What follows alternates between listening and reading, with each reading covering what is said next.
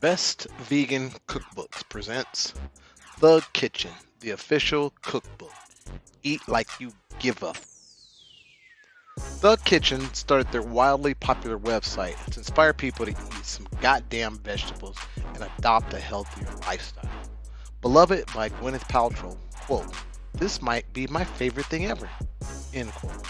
And with a 500,000 Facebook fans and counting, The Kitchen wants to show everyone how to take charge of their plates and cook up some real fucking food.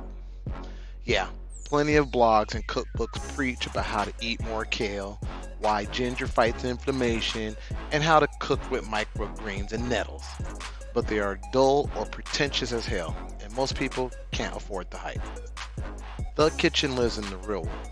In their first cookbook, they're throwing down more than 100 recipes for their best loved meals, snacks, and sides for beginning cooks to home chefs. Roasted beer and lime cauliflower tacos, pumpkin chili, grilled peach salsa, believe that shit.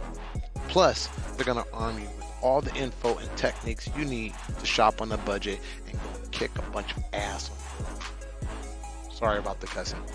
That's The Kitchen for you. Available on Amazon and other places online.